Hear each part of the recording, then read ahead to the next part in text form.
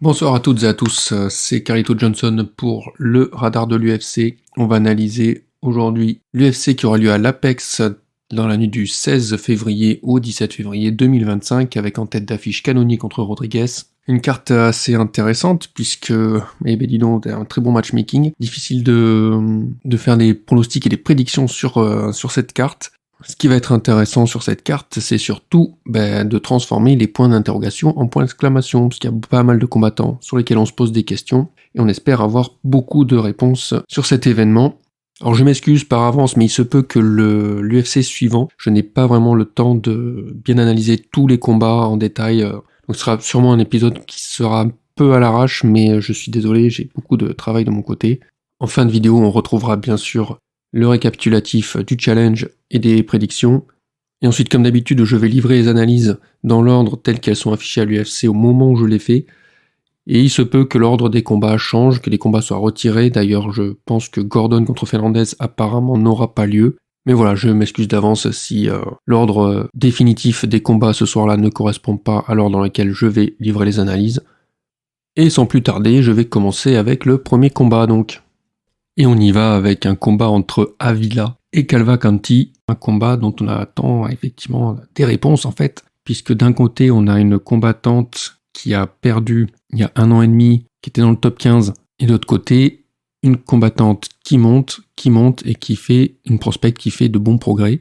Julia Avila qui va tenter de faire oublier sa défaite il y a 1 an et demi, son dernier combat contre Maïcha Tet, l'ancienne championne de la catégorie. Elle s'était faite dominer, mais pendant 2 rounds, c'était un 20-16 à la fin.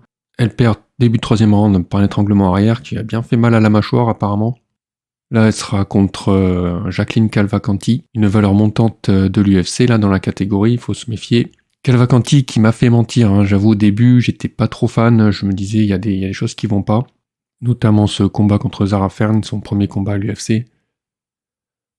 Le parcours de Cavalcanti, la portugaise, donc en 2021, elle va battre Cornol, la française. Ensuite, elle perd une split au PFL. On va voir plus tard qu'elle va récupérer une ceinture vacante dans une compétition régionale. Et après, elle va à la LFA récupérer une autre ceinture vacante contre Melissa Croden, qui elle est restée à la LFA depuis et qui enchaîne 2 victoires. Mais ça lui a valu son entrée à l'UFC, donc contre Zara Fair. Elle est arrivée donc sur 3 victoires consécutives. Son premier combat, donc Zara Fern, c'était une ancienne, 39 ans, qui était à 6-5 en carrière. Zara Fern qui combattait à domicile, puisque ça s'était passé à Paris. On va dire que ce que j'avais pas apprécié chez Cavalcanti, c'était le fait qu'elle joue au scoring. Elle essaie de chercher de marquer des points avec des petites frappes sans impact, mais qui sont quand même des frappes qui sont comptabilisées. Un côté un peu diesel avec un bon cardio, puisqu'elle remporte pour moi le 3e round. Elle tentait plus ou moins d'éviter le combat, elle s'arrête, elle feinte, elle fait des feintes. Elle envoie beaucoup de frappes pour mettre à distance. Les front kicks, les push kicks, les stop kicks. Travailler donc beaucoup sur ses pieds avec de bons calf kicks, des inside leg kicks. Il y avait quelques déchets dans son jeu au niveau de ses 1-2, au niveau de ses crochets. Elle nous a montré cependant qu'en grappling, elle arrivait à très bien sprawl et prendre le dos derrière. On voyait une lourde droite, donc là on était vraiment sur la fin du round où on commençait déjà à mieux s'en sortir. Donc après, contre Josiane Nunes, je la voyais pas forcément gagnante. Alors Josiane Nunes, je l'apprécie beaucoup. Après, elle est petite, elle a pas une grande allonge, mais elle se bat très bien. Et là, contre Nunes, pareil, j'ai l'impression que c'est plutôt un vol. Là, c'est clairement pour moi plus un vol parce que elle perd le premier round. Encore une fois, c'est difficile pour elle au début. Le 3e round, c'est serré, je reconnais, mais je vois qu'elle perd. Le 2e est un peu even. Toujours faire attention donc à ce bras droit de Cavalcanti. Et on sent qu'elle n'est pas du tout à l'aise quand on se jette sur elle. On était déjà sur 4 victoires consécutives. Là, elle part à 5 victoires consécutives pour sa revanche son 2e combat en carrière contre Nora Cornol. À ce moment-là, Cavalcanti part favorite, un win streak de 5. C'est son 8e combat pro dans sa vie. Elle a qu'une seule défaite, c'était il y a très longtemps, c'était sur une split au PFL donc. Cornol qui partait underdog, qui était sur 8 victoires consécutives, avec 7 finishes sur 8 combats. Cornol championne de Muay Thai en France, 5 fois. Encore une fois, Cavalcanti, premier round, c'est pas encore vraiment gagnant de son côté. Cornol qui s'en sort très bien. On sent que les combattantes Muay Thai, ça va pas en faveur de Cavalcanti. Mais avoir de très bons moments Cavalcanti sur ce deuxième round, où elle va effectivement prendre le centre, cadrer, mettre la pression, envoyer encore cette droite en contre là qui fait mal. En clinch, elle va renverser Cornol à la cage. Cavalcanti ensuite qui va switch de stance. On a vu quelques déchets dans son jeu. Alors, je suis d'accord pour le fait que ce soit une split, il y a des rounds serrés, le premier et le troisième. On pourrait les donner à Cornol. Et Cavalcanti, en fait, sur ce combat, c'est là où, déjà avec Nunes, j'aurais pu le voir. En fait, je la trouve beaucoup mieux dans ses combats. Et j'ai l'impression qu'elle s'améliore énormément au niveau de son striking. C'est pas parfait. Mais le fait qu'elle s'améliore, c'est un bon signe quand on progresse dans l'organisation. Elle est plus du tout fuyante dans ses combats. À noter, dans ce combat, les classements. Avila est toujours 12e au classement UFC. Après sa lourde défaite contre Tate, il y a plus d'1 an et demi, où elle était 13e à l'époque. Cavalcanti, elle a progressé, elle a fait ses combats, 2 combats par an, elle est actuellement 13e à l'UFC. Si on compare avec le classement Fight Mind, Avila est 21e et Cavalcanti 9e. C'est très rare que je dise ça, mais là pour moi, au niveau des prédictions, c'est un 80% Cavalcanti, et à moins que Avila elle ait travaillé sur une technique secrète en 1 an, ce dont je doute fort, et qu'elle nous ressorte ça, quelque chose d'incroyable, c'est pour ça aussi que je laisse 20% de chance. Mais là pour moi c'est clair, je vois pas Cavalcanti perdre là-dessus. Ce qui voudrait dire qu'ensuite, d'ici 6 mois, elle va affronter une combattante du top 10. Ça va être très intéressant à voir ce moment-là. Là, je vais voir encore comment elle va développer son jeu. Parce que du côté d'Avila, il y a des déchets de goût. On a vu qu'au grappling, c'était pas forcément fou. Au niveau du poids, je sais pas comment ça va se passer au niveau de la pesée. Elle a toujours quand même possibilité, comme pas mal de combattantes dans le ventre mou des catégories, la possibilité d'avoir un knockdown, parce que dans ses frappes, parfois on sait pas pourquoi, ça va viser juste et ça va cogner dur. Mais Cavalcanti, c'est très bien géré les distances et l'espace. Je pense pas qu'elle se fasse avoir. Maintenant, Cavalcanti, elle est sur 2 décisions par split. Je pense qu'on va partir sur une décision unanime cette fois-ci. Rien à dire de plus, on va passer au combat suivant. Bon, alors là, c'est assez particulier puisqu'on va avoir un combat en poids lourd entre deux mauvais combattants. Au moins, le matchmaking, du coup, il est bien fichu, mais au niveau de l'intérêt, aïe aïe aïe aïe. Je parle de Ignacio Walker contre Dontel Mayes.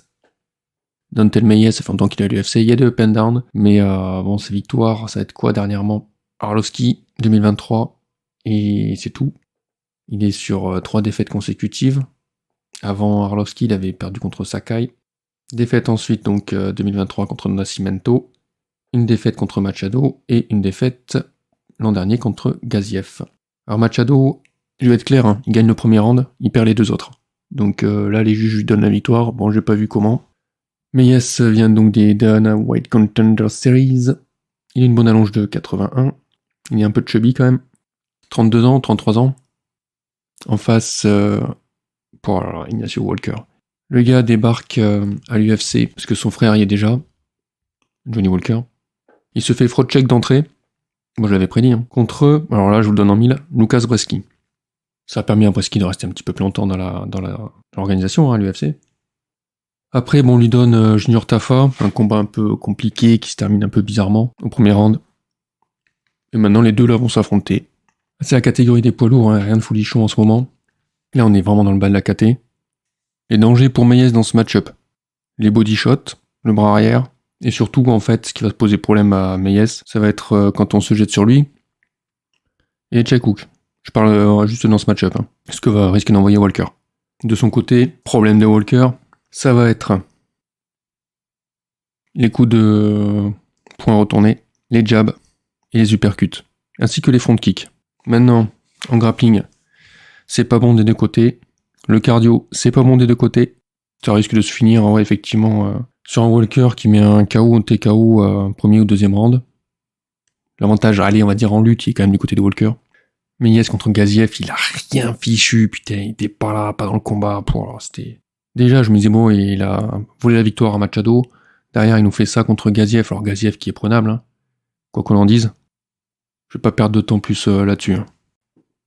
Ensuite, chez les Bantam, on va avoir un combat intéressant. Ça va être le premier combat de Elijah Smith, qui a remporté son contrat au Dana White Contender Series l'année dernière. Ce qui est intéressant, c'est qu'il ne va pas affronter un énorme combattant. Il faut savoir que souvent, je considère qu'au DWCS, les combattants sont un peu trop jeunes des fois, il manque encore d'expérience, il y a beaucoup de choses à améliorer dans leur jeu. C'est difficile pour eux après, s'ils sont balancés directement dans le grand bain, d'améliorer petit à petit ce qu'ils ont à améliorer. Là, Elijah Smith va affronter Vince Morales, qui a déjà été cut de l'UFC, qui est revenu à l'UFC Paris pour offrir un combat à Taylor Lapillus. Taylor Lapillus qui l'a complètement dominé sur 3 rounds. Il y a peu de chances que Vince Morales remporte ce combat. Alors, Elijah Smith, comme j'ai dit, c'est pas non plus un combattant extraordinaire, bien sûr. Il vient juste de faire son entrée, il est jeune, il y a encore beaucoup de choses à faire. Le gros problème d'Elijah Smith, pour moi, ça a été que quoi qu'il réussisse au premier round, petit à petit, tout se dégrade au fur et à mesure du combat. On voit que s'il peut amener un super takedown au premier round, après ça va être n'importe quoi, ça va être téléphoné, des double legs, des single legs dégueulasses, enfin bref, on peut pas voir ça. De manière générale, au sol, il va plutôt chercher les soumissions, mais il ne les verrouille pas bien. Debout, au début, c'était intéressant, il gérait bien les distances, il savait très bien rentrer, envoyer ses 1-2 notamment. En contre, il va travailler sur des très bons crochets, ça c'était très intéressant. Il n'apprécie pas qu'on se jette sur lui, ça par contre. On l'a vu faire de bonnes esquives aussi. Le problème c'est que quand il commence à connecter, après il va se jeter sur l'adversaire pour essayer de le finir, mais de manière très maladroite. Il est très très bon sur les ruptures de contact, de différentes manières. Il va envoyer des frappes, ça peut être un genou, ça peut être quelque chose. Rarement les coudes, hein. Il joue pas beaucoup avec ses coudes, ça c'est sûr. Et petit à petit le combat va se faire, et là il va être de plus en plus ouvert, de moins en moins vif, de moins en moins réactif, de manière très très flagrante dès la fin du deuxième round. Et alors le troisième, c'était vraiment aucune réactivité, il était lent, il n'arrivait pas à tenir debout, sensible à toutes les remises, notamment les crochets. Vraiment, il se prenait quasiment tous les jabs.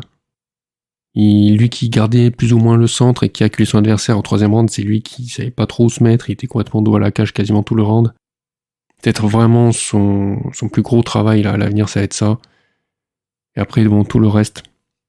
Plus il est grand, il a une grande allonge, normalement il devrait en profiter aussi, il faut qu'il apprenne vraiment à en profiter de ça.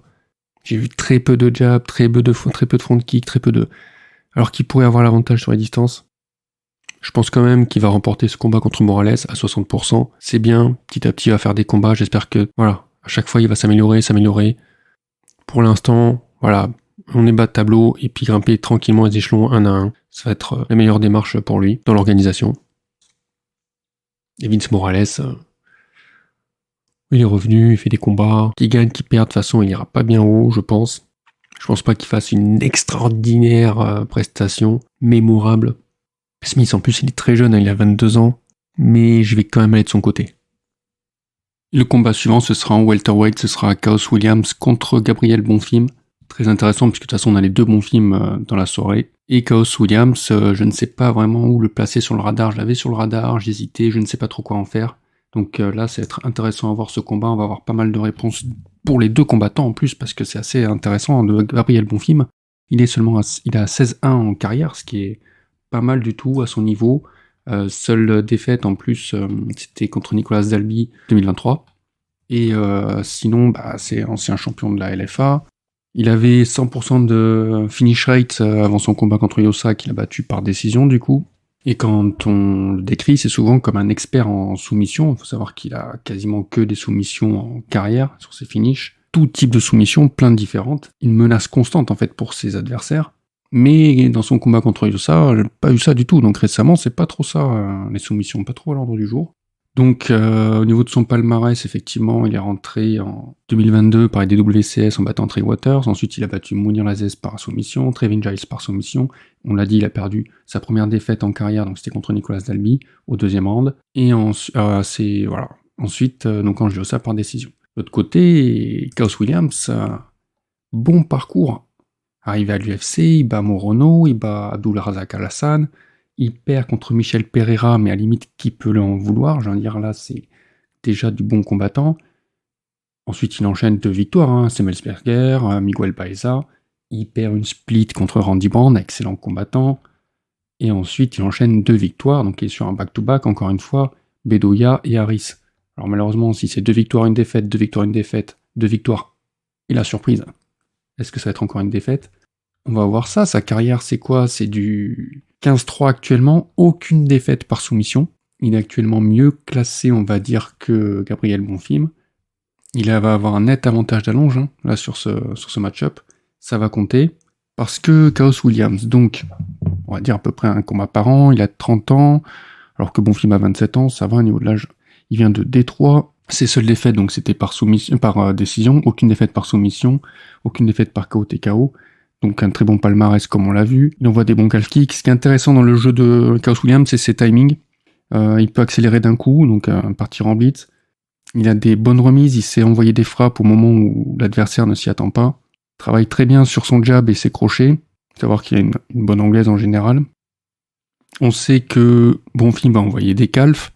Et là, Chaos Williams, tout de suite, il va répliquer. Il y a des frappes quand même très lourdes, que ce soit au corps, en combinaison, ses jabs. Plus le combat avance, plus les jabs, faudra vraiment se méfier des jabs. Même s'ils sont déjà très solides dès le début.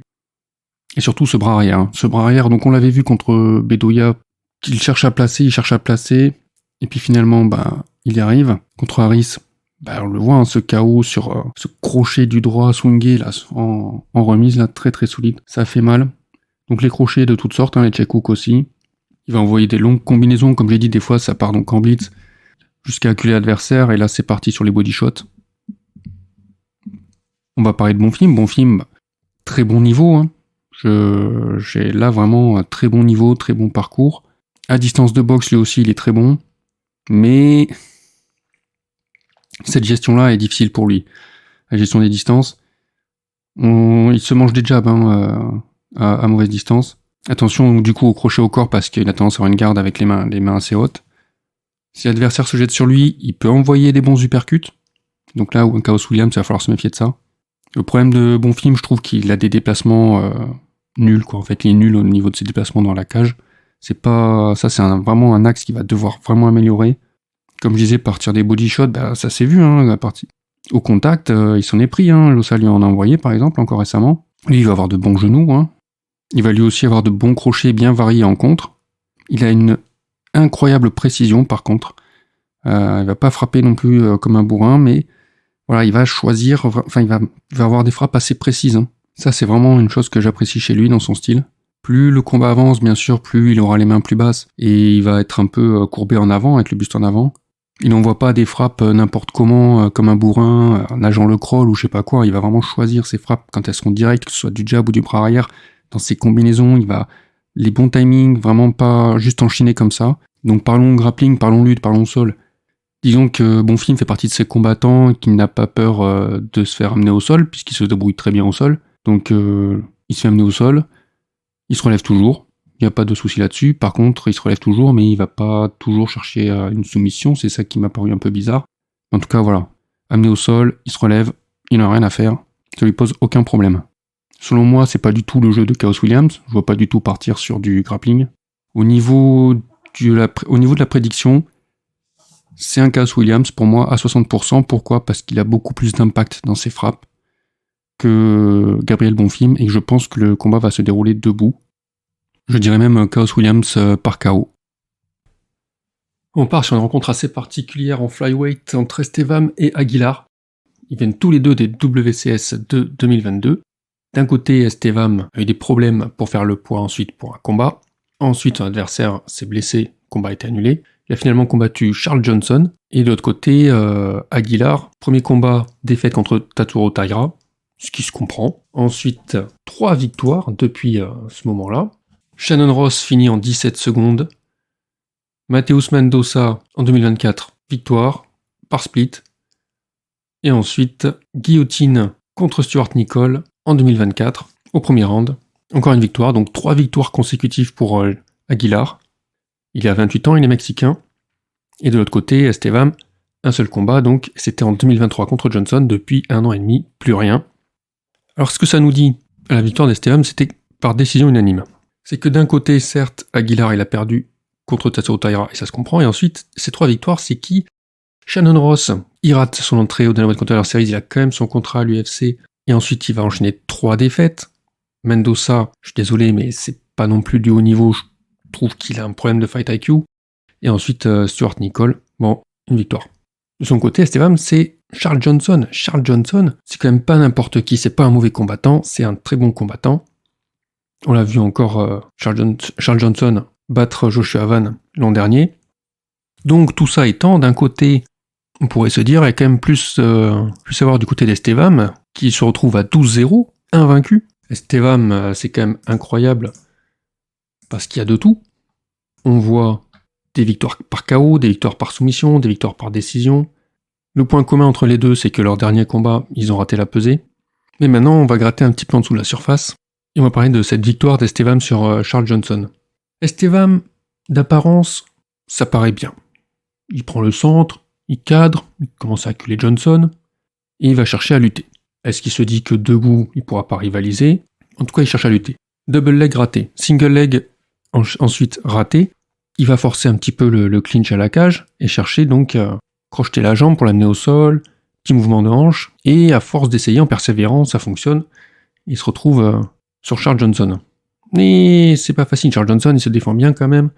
Bonne défense papillon, mais il finit quand même à l'avoir. Et il va tenter des soumissions, il va chercher des soumissions. Alors quand il y a un peu d'espace, il va faire du ground and pound un peu classique.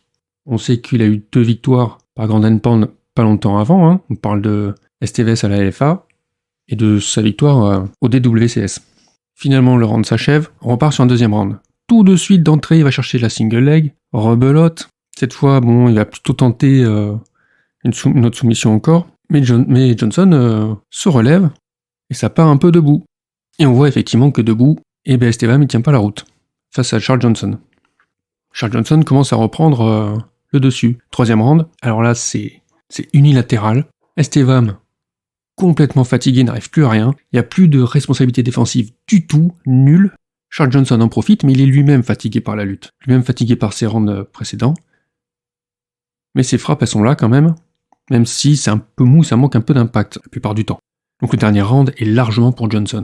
La décision est unanime des juges, 29-28 pour Estevam, bien sûr. Le deuxième round, le premier round est clairement pour Estevam. Hein. Il domine au sol, en grappling, et puis il y a des tentatives de soumission, puis Charles Johnson n'a pas de solution. Deuxième round, c'est plus compliqué, hein. On sent qu'il y a la bascule qui se fait.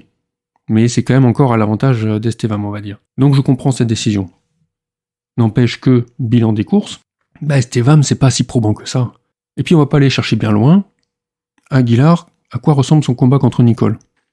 Lui aussi part à la lutte, il part en grappling. Alors il se fait renverser, mais il sweep aussi de son côté. Il l'emporte avec une guillotine sautée, assez belle à voir. Mais on voit que en grappling, il se défend bien. Donc Estevam ne pourra peut-être pas avoir de solution là. Est-ce que ça va être la même chose qu'on va voir entre son dernier combat contre Johnson et son prochain combat contre Aguilar? On le voit venir. Finalement, Aguilar a les solutions en main. Ça ferait un 60% Aguilar, 40% Estevam. Mais est-ce que c'est aussi simple? Est-ce qu'il suffit de dire oui, Aguilar, il aura de meilleures armes que Charles Johnson, peut-être qu'il pourra représenter notre menace aussi debout, ou il n'aura peut-être pas besoin d'aller au sol pour Estevam, peut-être ça va se passer différemment. Si Charles Johnson n'a pas réussi à se dépatouiller en lutte au début, sur la première moitié du combat, Aguilar, lui, pourra le faire. Vraiment, est-ce qu'il pourra le faire? Est-ce qu'il va être meilleur que Johnson là-dessus? Est-ce qu'il va être plus dangereux debout que Johnson? Est-ce qu'Aguilar va faire mieux que Johnson? Et surtout, ce qui compte dans les pronostics, là, dans les prédictions, c'est d'un côté, on a Aguilar qui est actif, et de l'autre, Estevam, qu'on n'a pas vu depuis 1 an et demi. Donc c'est un ring rust. Qu'est-ce qu'il prépare depuis 1 an et demi? Dans quel état il va revenir? Pourquoi Aguilar affronterait Estevam? Aguilar, c'est bon, il a enchaîné 3 victoires. Peut-être qu'il mériterait quelqu'un de mieux classé. Estevam, depuis son entrée à l'UFC, il a fait qu'un seul combat en 3 ans. Mais même sur Fight Minds, Aguilar il est 23ème, Estevam 27ème. Donc on pourrait se dire, on est à peu près dans le top 30, les deux, ça se tient. Ok, entre un combattant actif et un combattant qui n'est pas actif et qui a été pas montré forcément de belles choses, même contre un très bon adversaire, il faut le reconnaître, comme Charles Johnson. Mais ce ring rust, allez, je vais rester sur un 60% Aguilar. Ok, partons là-dessus. Combat avec un gros enjeu chez strawweight féminine là, avec une Kathleen Souza qui va devoir transformer l'essai après sa victoire contre Joregi et chercher à rentrer dans le top 15 en affrontant Angela Hill. Kathleen Souza qui avait commencé 2023 par une défaite contre Karen Silva, qui combat en flyweight, ça se comprend. Karen Silva, très bonne combattante. S'ensuit une victoire sur Marnikman, ok. Et après, cette entre guillemets upset contre la mexicaine Yasmine Jauregui à la sphère, parce que si Jauregui était partie largement favorite, et j'étais d'accord là-dessus, Kathleen Souza a su saisir une opportunité et placer un étranglement arrière très rapide sur Jauregui qui était sonné après une frappe. Donc maintenant, à elle de se mesurer au top 15, elle n'est pas n'importe quel top 15, vraiment c'est Angela Hill qui est une vétérane. Alors là, on est sur une carrière, je crois qu'elle est à 31 combats en carrière. Elle a désormais 40 ans, et on se dit toujours, forcément, en plus on est chez strawweight, avec l'âge, c'est le déclin. Effectivement, Angela Hill, je vais pas vous mentir, elle est dans le top 15, et je pense qu'elle va s'y maintenir. Angela Hill, son métier c'est de combattre, elle combat, et elle le fait bien, et elle le prend pas à la légère, son métier, parce que déjà d'une part, elle a l'expérience qui va lui amener pas mal d'automatisme, l'expérience au niveau de la compétition, à très bon niveau, et de l'autre côté, j'ai l'impression qu'elle ne se laisse pas dépasser par le temps, par les techniques qui arrivent, nouvelles techniques, j'ai l'impression qu'elle se met quand même plus ou moins à jour, ce qui n'est pas toujours le cas avec les anciens combattants et combattantes.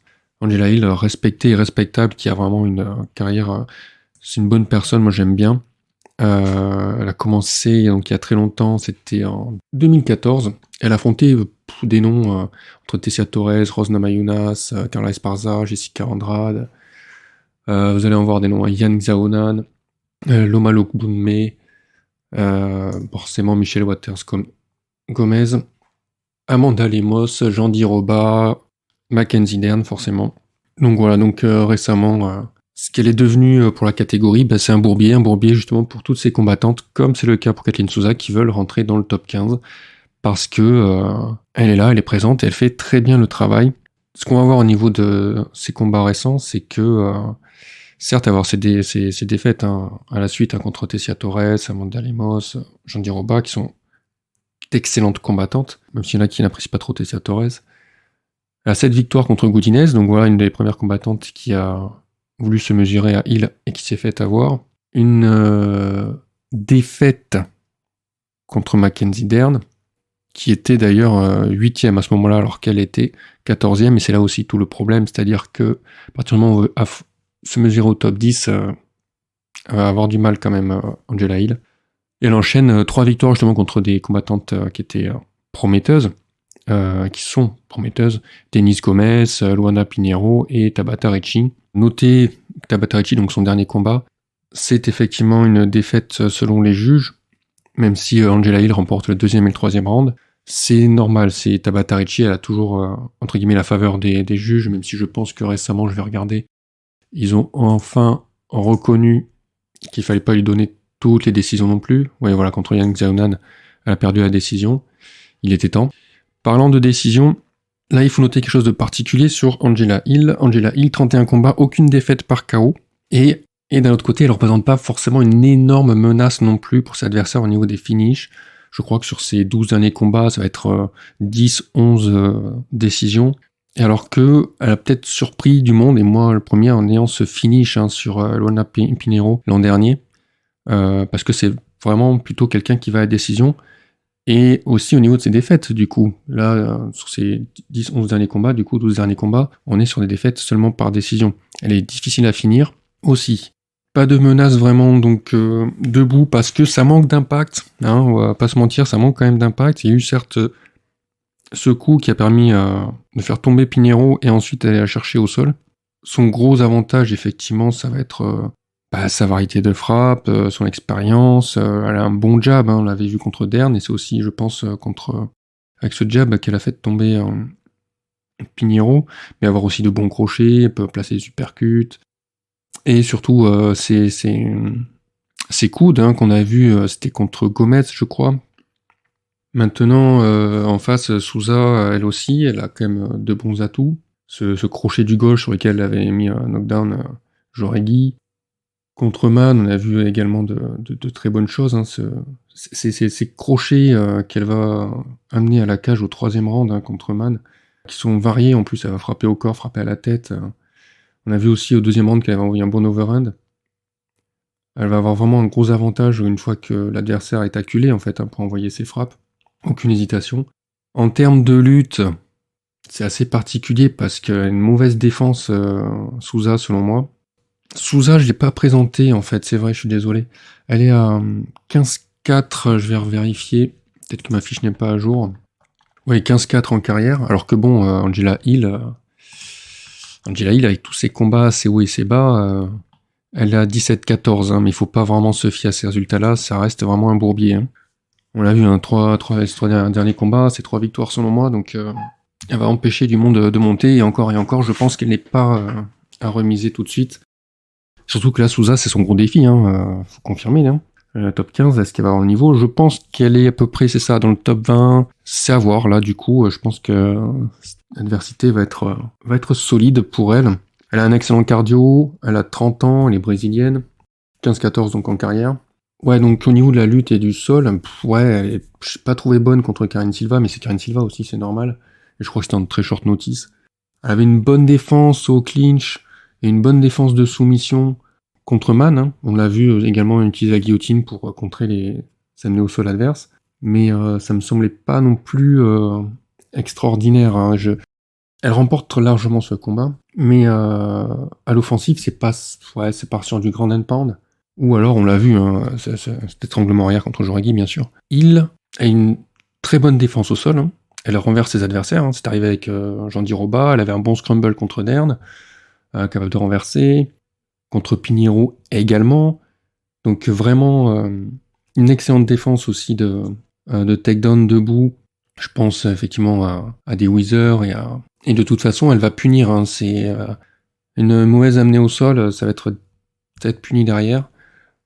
Elle a pas trop apprécié qu'on lui envoie du volume et elle-même aussi debout. Alors c'est pas très beau à voir hein, parce qu'elle va avoir la tête baissée, la tête rentrée quand elle va être dans les échanges. Elle peut vite se prendre des genoux et des uppercuts. Ce qui arrive d'ailleurs au 3e round contre Dern. Mais après, elle a son cardio qui commence à chuter hein, contre Pinheiro. On l'a vu. Elle reste quand même, voilà. Ça reste quand même un bourrier parce qu'elle sait, avec l'expérience, elle sait aussi comment marquer des points, ne pas se faire dominer. C'est ça en fait, elle sait ne pas se faire dominer. Hein, donc, Ketlen Souza va devoir amener beaucoup de volume debout. C'est pas vraiment son style. Je pense que si il se fait acculer, le mieux pour elle, c'est de chercher le clinch, d'envoyer ses genoux, d'envoyer de bonnes ruptures, parce qu'en fait, elle est très bonne sur le clinch. Ça sert à rien, je pense, d'amener au sol, parce que pareil, c'est laborieux hein, du côté de Hill. Donc voilà, pour l'instant, Hill, elle en est là, et c'est à savoir si sur ce combat, elle sera encore sur un bon niveau top 15. C'est aussi ça, mais c'est là où Hill, c'est plutôt dans le sens inverse.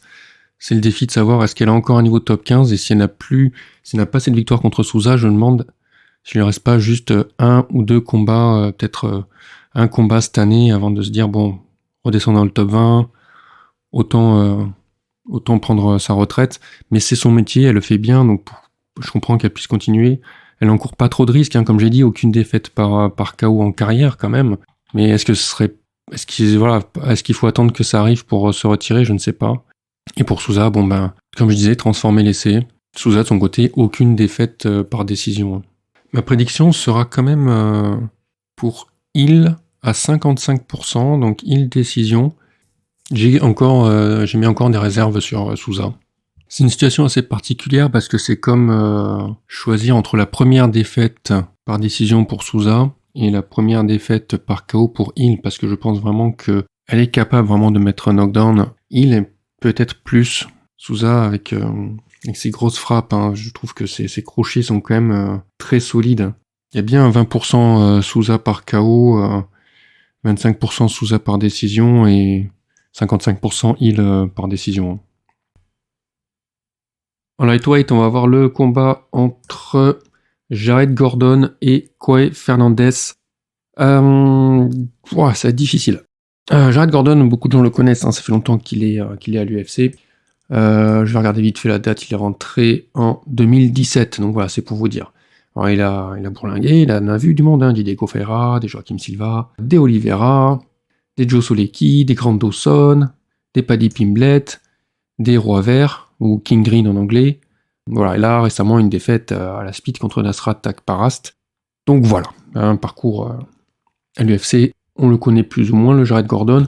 Ça lui vaut, du haut de ses 36 ans, d'être encore dans le roster, mais pas aller bien haut, parce que c'est quand même, à l'UFC, combien il lui donne 8 victoires pour 6 défaites et un non-contest. Voilà. En face, ça va être la fraîcheur, c'est Coy Fernandez, qui débarque de la LFA en 2023 à l'UFC, qui direct perd une speed contre Mark Diakiz. Mais tout de suite, c'est pas du tout la même adversité. Il va enchaîner sur Mohamed Yahya. Alors là, il y avait de quoi parier sa maison sur Fernandez, parce que Yahya, de toute façon, c'est pas... Il a rien à faire dans le roster, ce type. Enfin, respect aux combattants, mais sur la scène régionale, il s'en sort très bien. Mohamed Yahya, là, à l'UFC, il a pas l'étoffe de l'UFC, hein, du tout. Il peut pas faire quoi que ce soit dans le roster. Donc, ça va être... dans le ventre mou, hein, Fernandez qui va devoir faire ses preuves sur un Jared Gordon, un vétéran. Ça, c'est intéressant, du coup, comme match-up. D'un côté, Gordon a montré qu'il peut toujours gérer des jeunes, et on va revenir sur son dernier combat, cette défaite-là. Et Fernandez, donc, du coup, voilà, progresser dans le roster. À partir d'une défaite par speed contre Diakiz, il y aurait de quoi faire. Alors, ce qui va être intéressant, du coup, c'est que c'est en termes d'adversité, parce que si on regarde Fernandez juste face à Yahya, oui, il a l'air dangereux. Il a l'air dangereux avec cette posture karaté, gros leg kick qui font très mal. Il va bousiller l'appui, la jambe avant de l'adversaire, hein, ça c'est radical. Des bons cross jabs, des bons bras arrière bien amenés. Il fait de bonnes entrées, hein, quand il va envoyer ses frappes. On a vu faire de belles entrées. Donc c'est assez varié, ses combinaisons sont variées, ça peut être une frappe isolée, ça peut être 3 frappes, ça peut être... Vraiment, c'est très intéressant à voir. Il joue très bien sur ses feintes pour amener autre chose derrière, que ce soit... il feinte, il rentre en clinch, il envoie un coup au corps, il va feinter pour envoyer un high kick, en fait il va envoyer autre chose. Il a aussi montré un bon middle. Bon, il met KO Yahya sur ou knockdown, enfin bref, il le finit à partir d'un 1-2. Solide là-dessus. Bon, de toute façon, on l'avait déjà vu avant dans le combat que voilà, il y avait de quoi envoyer là-dessus. Donc oui, potentiellement dangereux, le Fernandez. Est-ce que ça va tenir contre un Gordon qui s'est montré? Alors là, on va parler de ce dernier combat de Gordon, savoir où est-ce qu'il en est. À l'heure actuelle, Flash Gordon, puis les surnoms avec les types ils ont des fois, ça me fume. Flash Gordon, donc... Ah là là. Ouais. Contre Akparast, très bon combattant Akparast, attention, qui était gaucher. On le voit malmené au premier round sur pas mal d'aspects, on va y revenir. Deuxième round, il reprend le dessus. Il est vraiment résilient, il a montré qu'il pouvait aller jusqu'au bout. Même si il se prenait des coups, même si le cardio chutait, il avait l'air vraiment durable, il y allait quoi. Et tout l'enjeu était ce troisième round qui était vraiment even quoi. Et les juges à la split l'ont donné le combat à Akparast. Mais c'était quand même très serré. C'est ce qui me fait dire qu'il peut vraiment donner du fil à retordre à Fernandez qui sera à son troisième combat à l'UFC quoi. Alors, par contre, il s'est échiné à essayer d'envoyer des single legs pendant tout le combat, mais alors en tout cas pour les 2 premiers rounds, c'était moche, surtout qu'il insistait alors que ça n'amenait à rien. Des patterns qu'on reconnaît très bien, le fait qu'il s'accroupisse dès que l'adversaire va rentrer. Du coup, adaptation d'Akparast direct, hein, il va pas frapper en haut, il va frapper plus bas. Donc au moins, soit il frappe la tête, soit si Gordon ne se baisse pas, il frappera le corps. Il sait que ça va être un réflexe de sa part de toute façon. Sur les feintes, on voit qu'il protège sa joue droite, seulement c'est un réflexe aussi. Il envoie des high kicks et des middle des fois, mais c'est tellement mou, punaise, il se prenait des contres, mais c'était chaud, quoi. Il se prenait des uppercuts dans la poche, il ratait donc tous ses takedowns, comme je disais. Il a été bien plus impactant, par contre, sur ses ruptures de contact. Il avait pas mal de choses à son arsenal là-dessus, hein, que ce soit des droites, des crochets. On a vu des belles choses, hein, des swings même des fois. Il a commencé à montrer vraiment de belles choses au deuxième round avec ses crochets en contre, de toutes parts, hein, que ce soit le droit, le gauche. Il arrivait donc à acculer Akparast et là il pouvait très bien s'en sortir, même si c'était lié aussi à la fatigue d'Akparast qui n'arrivait pas à avoir des déplacements latéraux assez rapides pour se sortir de là, donc il arrivait à lui courir après pour envoyer toute une série de crochets, et puis même plus largement, hein, ça va être des uppercuts, des crochets, des genoux, des body shots. Il commençait à fatiguer, donc il partait en clinch, mais c'était plutôt pas mal de sa part, puisqu'on sait que à chaque fois, en rupture, il envoyait des bonnes frappes. Il a déroulé un très bon jeu malgré la fatigue au deuxième round, hein, que ce soit de ses jabs, de cette entrée pour envoyer une bonne droite, et même juste c'est une 2, quoi. Envoyer un bon assaut aussi. On l'a vu par contre que à la fin, il n'arrivait plus avec les kicks qui étaient intégrés dans les combinaisons de son adversaire. Dès que ça envoyait trop de volume, pareil, il était un peu dépassé.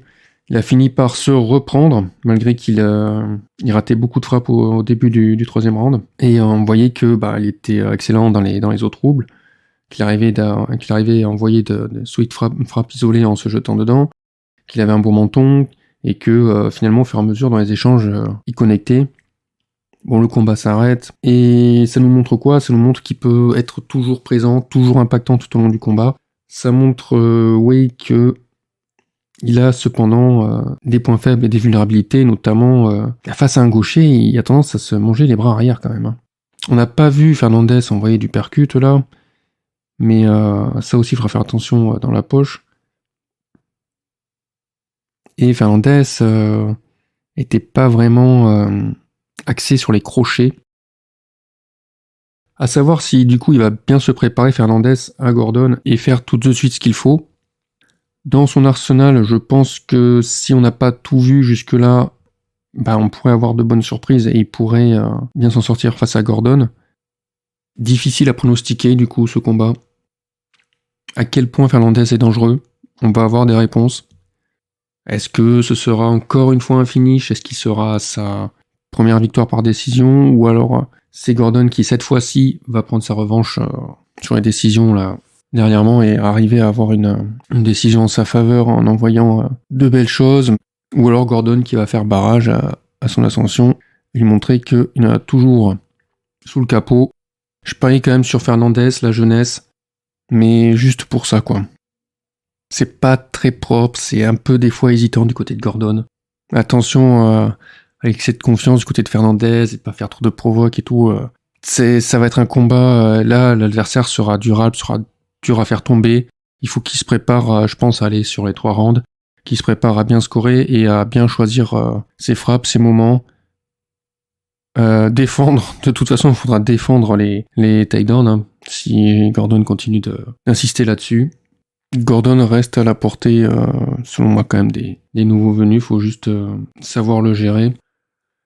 Mais bon, ça va pas être facile. Hein. Faut pas vendre la peau de l'ours avant de l'avoir tué. Hein. C'est les défaites de Gordon, ça reste quand même pour c'est les finishes. C'est Oliveira, c'est Joaquim Silva, Diego Ferreira, Grant Dawson. Donc, il va être, ça va être difficile. Si vraiment il le finit, Fernandez, c'est que là, ce sera un très bon indicateur et on pourra vraiment mettre les lumières sur lui.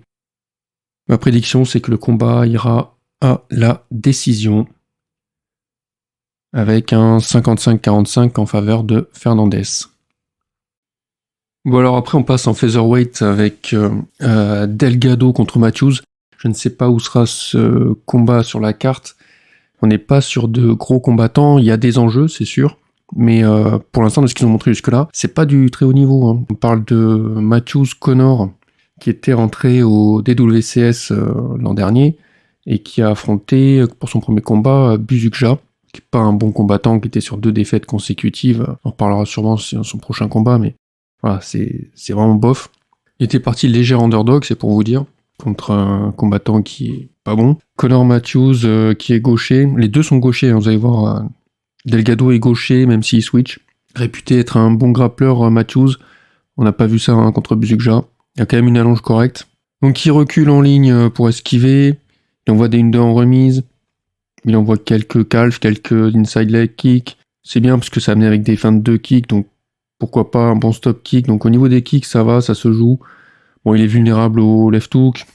Quand il switch, alors, il a un profil droit à la fenêtre. Hein. Il a une mauvaise lutte offensive, alors surtout un défaut d'IQ parce qu'il ne s'adapte pas à la répétitivité de son adversaire.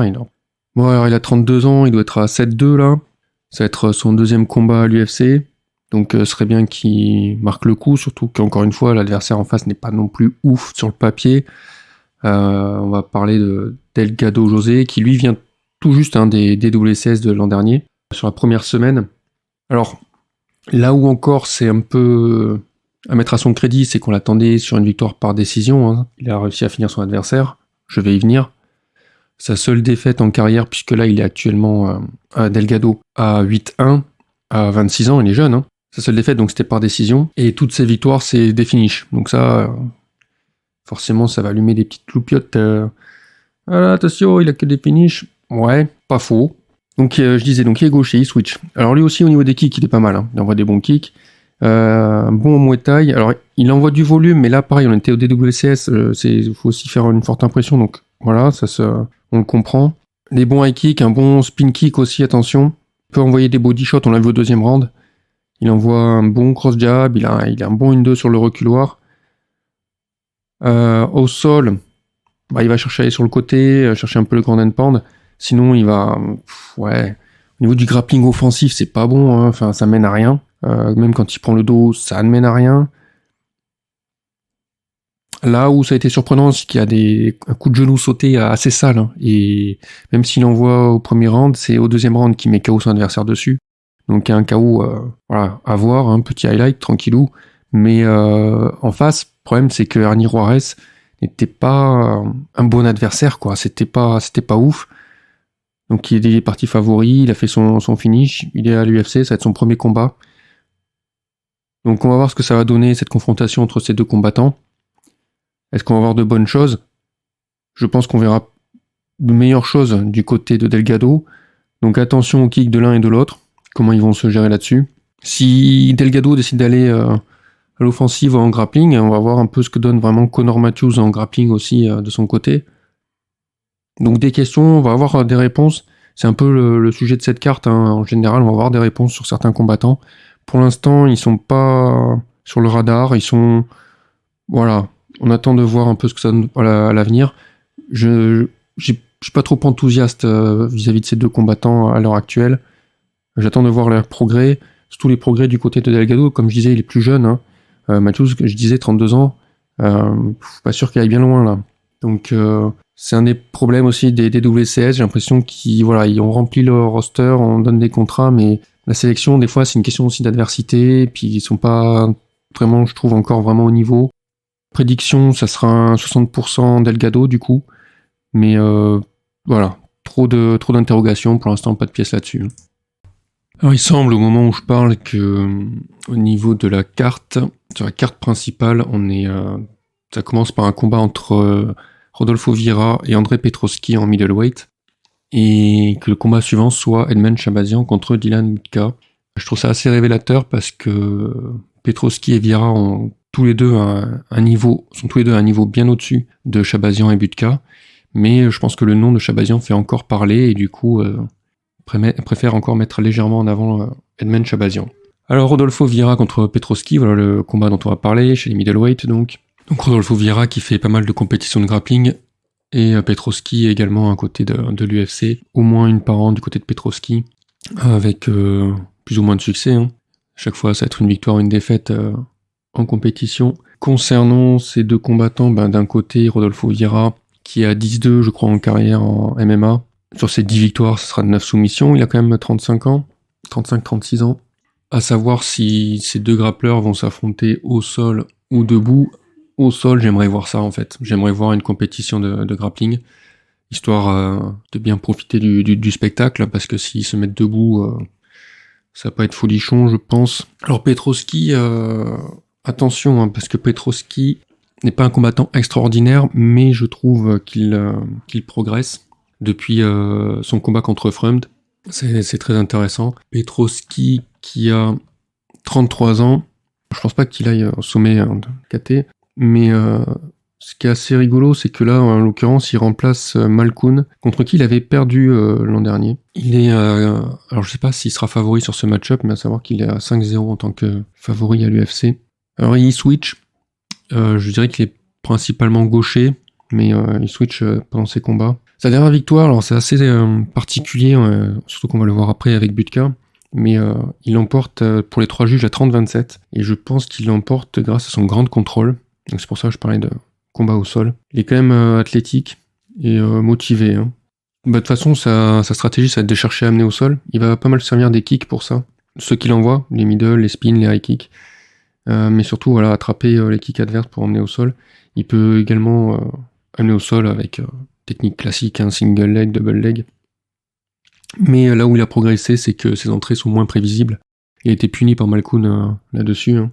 Debout, il va être vulnérable à pas mal de choses, hein, les front kicks, les in 2 en ligne, et surtout la vivacité de son adversaire au niveau des frappes. Ce qui est intéressant au sol, c'est qu'il va avoir de bonnes transitions. Il va chercher la monte, en fait, de manière très méticuleuse. Ouais, je vais pas rajouter trop de choses, on va dire juste que Joe Pyfer était dans son coin dernièrement, pendant ses combats.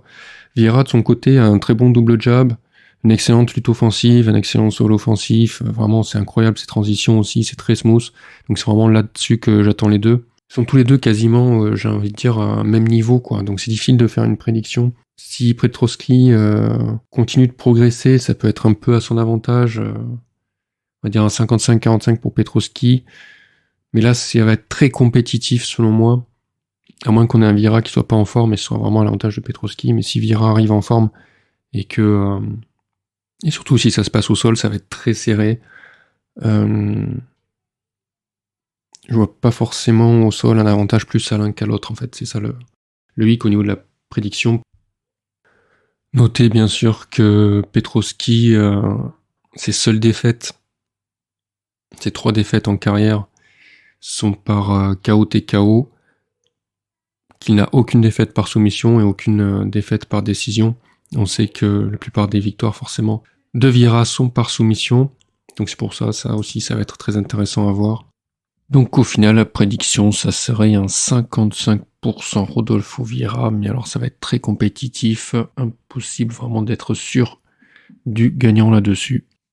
Et on passe au frère Bonfim Ismaël, le provocateur, que l'on connaît tristement, hein, avec cette défaite contre Benoît Saint-Denis, alors qu'il était pressenti comme être la nouvelle sensation de la catégorie à ce moment-là, et qui affrontera cette fois-ci Sadikov. Combat intéressant en fait sur le papier, puisque Ismaël Bonfim n'est pas trop dans les petits papiers du coup de l'UFC depuis cette défaite là contre BSD qui a complètement stoppé la hype autour de lui. Après quoi, il devait affronter Ving Pichel en novembre 2023 et il rate la pesée. Le combat est reporté et c'est en mai 2024 qu'il affronte Ving Pichel. Un combat où il est à domicile contre un adversaire qui a 13 ans de plus, qui n'avait pas combattu depuis 2 ans. Donc il remporte le combat. Hein. Je vois un premier round serré, il prend quand même de manière assez claire le deuxième et le troisième. Mais voilà, est-ce que vraiment on peut se fier à ce combat pour juger du niveau d'Ismaël Bonfim? Il n'a pas réussi à finir Pichel le moustachu. Sadikov, de son côté, depuis les DWCS en 2022, le voilà sur 2 victoires en 2023, une draw contre Borchev, dont on a parlé récemment, la même année, et par contre, aucun combat en 2024, 2 annulations, une contre Chris Duncan, une contre Markel Medeiros, donc il va revenir. C'est bien du coup qu'ils s'affrontent tous les deux, comme ça on pourra voir si Sadikov, avec cette année d'absence, 1 an et demi sans combattre, est toujours aussi prometteur qu'à ses débuts, son entrée à l'UFC. Ismaël Bonfim, est-ce qu'il va se remettre sur les bons rails avec une victoire?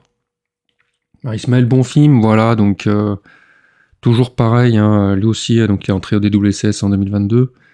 Pour l'anecdote, ce qui est marrant, c'est que tous les deux, donc Bonfim et Sadikov, ont eu leur finish sur Terence McKinney au deuxième round. Il faut savoir quand même que la défaite avant Benoît Saint-Denis d'Ismaël Bonfim, elle remonte, je vais vous le dire, en 2014, c'était contre Renato Moicano, donc il n'y a pas à rougir non plus. Entre-temps, forcément, il était sur à peu près plus de 10 victoires, je crois qu'il était plus de 10 victoires consécutives, donc forcément, ça se comprend qu'il soit considéré comme un client sérieux à ce moment-là. Benoît Saint-Denis devait juste servir d'étrier pour pour faire grimper encore Ismaël. Bon, ça n'a pas été le cas. On se retrouve dans cette situation. Qu'est-ce qu'il nous a montré récemment, ce Bonfim? Enfin, récemment. Donc, contre Pichel, il y a pratiquement un an. Bon, il travaille très bien sur son bras arrière. De très bons crochets, notamment un crochet du gauche. Il arrive très bien à varier. Là, on a vu des body shots. Aussi, dans les combinaisons, il va envoyer des kicks. On a vu envoyer aussi des high kicks. Il travaille aussi sur les calf kicks, inside leg kicks, tout ça. Donc, il y a de quoi faire. Ce qui est marrant au niveau de ses jabs, c'est qu'il il n'en avait pas envoyé à chaque round avant la première moitié de chaque round. Bon, après, ils sont assez corrects, ces jabs. Il est quand même sensible et vulnérable sur les contres. À voir comment il va se présenter devant Sadikov. Sadikov qui est connu quand même pour être très vif, notamment au premier round, avoir d'excellents jabs, donc là, il va falloir aussi faire attention. Par contre, Sadikov, lui, il est vulnérable sur les low kicks. Mais Sadikov a plutôt réputation d'avoir un excellent menton. Sa seule défaite en carrière, Sadikov, je rappelle qu'il est à 9-1, c'était par soumission, et c'était le premier combat de sa carrière, ça remonte. Bon, et pas fouichon sur les sorties de clinch, Sadikov. Parlons justement de clinch, parlons de lutte. C'est pas forcément le fort de Bonfim. On a vu tenter un single leg, troisième round contre Pichel, c'était, je pense, avec la fatigue, on va chercher à aller plutôt à la lutte. Du côté de Sadikov, on l'a vu effectivement amener ses adversaires au sol en attrapant les kicks adverses, notamment les high kicks, donc là ça va jouer puisque Bonfim risque d'en envoyer. Au niveau des pronostics, je pense que Sadikov est quand même sur une bonne dynamique malgré tout, malgré ce temps d'absence. Cette absence n'est pas de son fait. Il faut savoir que Chris Duncan avait un staff, donc il a dû se retirer du combat, et Medeiros s'était retiré du combat. Donc je pense vraiment que Sadikov est en forme, qu'il n'a pas de blessure, qu'il s'entraîne dur. Je pense qu'il a envie de progresser dans l'organisation. C'est dommage que ça a été freiné, du coup, cette avancée, parce que pas de combat en 2024. Il reste à surveiller, justement, ce combat va me permettre de savoir sur le radar si je mets vraiment la lumière dessus ou pas. Du côté d'Ismaël Bonfim, c'est à lui de prouver que contre un bon adversaire, enfin un adversaire prometteur, comme lui l'était à l'époque, il est capable de l'emporter. 55-45 pour Sadikov, et je dirais pas forcément un finish. Ça va être un combat très disputé, je pense. Ça va être vraiment très intéressant à voir. Ça risque d'être très compétitif. Et avec toutes les questions qu'on peut avoir sur l'un et l'autre, ça va permettre d'avoir beaucoup de réponses, je pense, là, et il ne faudra pas louper ce combat. De même, du côté de Ismaël Bonfim, aucune défaite par KO et aucune défaite par décision. Ses seules défaites, c'était par soumission. J'ai du mal à voir l'un placer une soumission sur l'autre, donc je pense qu'il va y avoir des changements au niveau des résultats, c'est-à-dire que ça va être la première défaite soit par KO, soit par décision, pour l'un comme pour l'autre. On part en middleweight avec, dans le ventre mou de la KT, il y a un Shabazian contre Butka. Elmen Shabazian qui était considéré comme une future star à son arrivée à l'UFC, qui malheureusement, après une bonne série de victoires, s'est heurté à 3 défaites consécutives, Brunson, Hermansson et Imavov. Imavov, ça a bien vieilli, on le sait, cette défaite. Ensuite, c'est victoire-défaite, ça alterne. Victoire contre Lung Jambula, une défaite contre Fluffy en 2023 qui peut se comprendre, on sait que Fluffy c'est un excellent combattant, après une victoire contre Dobson en 2024 suivie d'une défaite malheureuse contre Meerschaert. C'est compliqué pour Shabazian parce que certes à chaque fois on va dire ouais il est jeune, il va progresser, finalement ça reste en montagne russe selon moi, pas sûr qu'il aille non plus encore très loin. l'UFC le garde dans le roster et voilà, il reste dans le ventre mou selon moi. Contre un Dylan Butka, encore plus compliqué. Alors certes, il y a une défaite contre Bekoef Azamat à la LFA par split. Une défaite qui vieillit bien elle aussi. On a vu que Bekoef est arrivé récemment à l'UFC avec une entrée fracassante. Après, bon, il rentre avec les DWCS de 2023 à l'UFC. 2 combats en 2024, c'est 2 défaites. César Almeida, excellent combattant, ça peut se comprendre. Ensuite, ça sera contre André Petroski, là où il rate bien la pesée. Petroski qui l'emporte. Ce combat, alors on peut en discuter, mais ça va être difficile. Donc deux combattants moyens. Pour l'instant, Budka, faut vraiment qu'il fasse quelque chose dans l'organisation s'il veut rester. Shabazian se maintient. Faut voir s'il y a vraiment un gros step-up de part et d'autre. Ce qui m'étonnerait, Budka, vraiment, je pense pas qu'il ait le temps entre chaque combat de vraiment se révolutionner. Et du côté de Shabazian, c'est très laborieux, ses progrès. Budka, il a une bonne défense au sol, mais il se fait contrôle. Il se fait facilement amener au sol. D'ailleurs, c'est peut-être parce qu'il est confiant dans son sol. À l'offensive, c'est vraiment bof au sol pour Budka. Et même en clinch contre la cage, c'est pas top non plus. Du côté de Shabazian, une excellente défense au sol, mais qu'est-ce qui s'est passé contre Merchert? Bonne question. Un bon sol offensif, mais on sent qu'il se cherche encore, c'est fou, et il se fait renverser. Il a une bonne lutte, mais ça ne mène à rien. Donc c'est assez compliqué debout. Alors là, ça va être intéressant de côté de Shabazian parce que il fait toujours, entre guillemets, il est bon en fait au premier round. Des frappes variées, il est mobile, il bouge pas mal, il a 2 points forts, on va dire, ça va être son jab, excellent jab avec même un double jab qui peut faire très mal. Il amène pas mal de body shots qui sont assez bons. Du côté de Budka, Budka lui aussi est à l'aise debout. Il a de bonnes frappes. Shabazian, par contre, c'est le deuxième round où on voit qu'il y a un déclin. Et ça, c'est quasiment tous ses combats. C'est son gros problème, selon moi. Là, c'est pas possible de décliner autant à partir du deuxième round et d'avoir ce cardio qui tient pas du tout la route. Il devient statique, donc il devient vulnérable au contre. Il est très vulnérable au kick également. La défense est plus là, il devient poreux. Ce qui va être à l'avantage de Budka, forcément, parce que Budka, lui, il a de très bons calf kicks et de très bons middle. Il a de très bons check hooks aussi. Et là où on pouvait voir jusque-là que Budka avait du mal avec... certes, il avait de bonnes frappes, mais il a du mal à connecter et surtout à trouver les angles sur ses combats. Là, contre un Shabazian qui décline au deuxième round, il pourrait peut-être trouver quelque chose. Et donc, si Budka cherche le double leg, on sait que Shabazian va bien sprawl pour le contrer là-dessus. Le sol risque d'être quand même à l'avantage de Shabazian, mais ça va être difficile de finir Budka. Donc ça peut aller à décision, et encore Shabazian, peut-être que Budka devrait vraiment se défendre contre les amener au sol, essayer de rester au maximum debout parce que c'est là où il a le plus de chance. 55-45 Budka, mais pour moi ils sont pas bons tous les deux, donc j'aurais du mal. Je mettrais pas une pièce sur ce combat. Et aucun des deux n'est fiable en fait.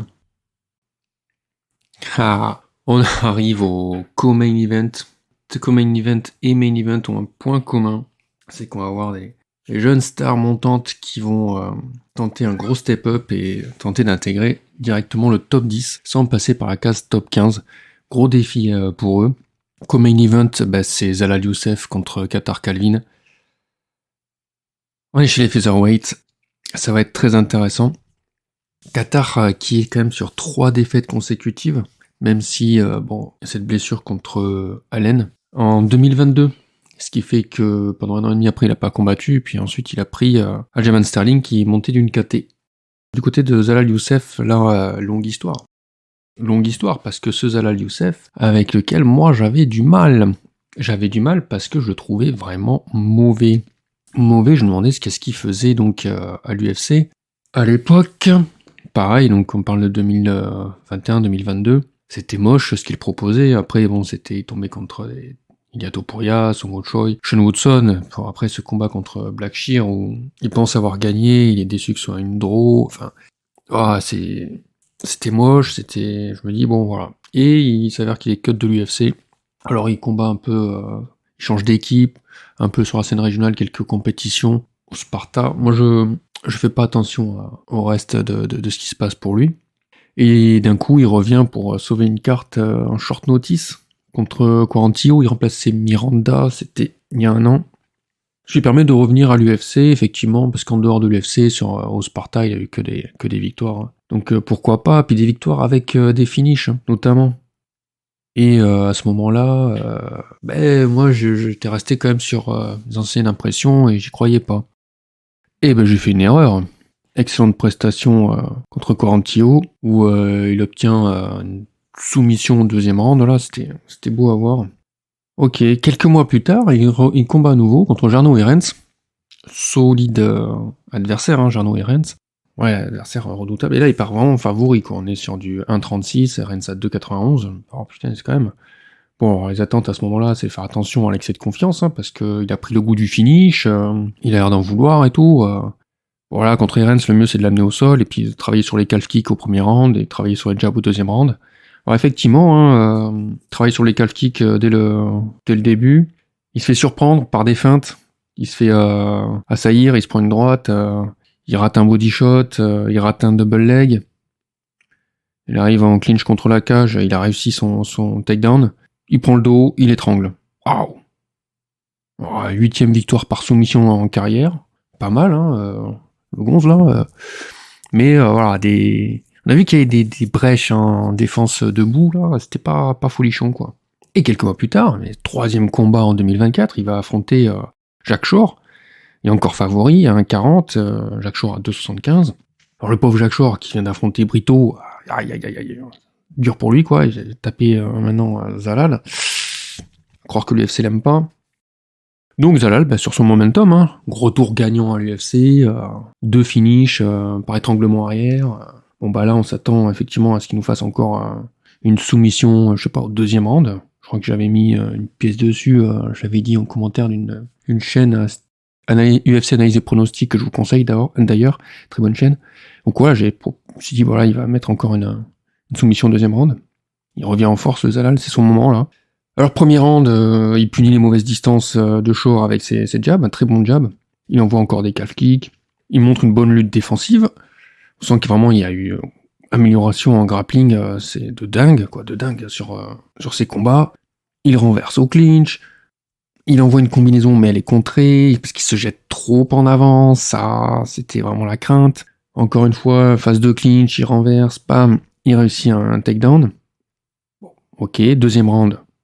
Un double jab, on voit qu'il switch beaucoup, il met son adversaire knockdown sur un genou, un coup de genou là, il enchaîne sur un arm triangle au sol, quoi. Il obtient, verrouillé, bam, c'est fini. Encore une soumission, cette fois-ci c'était au deuxième round, comme on l'attendait. Et c'est propre, quoi, c'est propre, qu'est-ce qu'on va dire là-dessus? On va dire que maintenant, en direct, on va y mettre en face, là actuellement à l'UFC, Qatar il est quoi? Il est 10ème.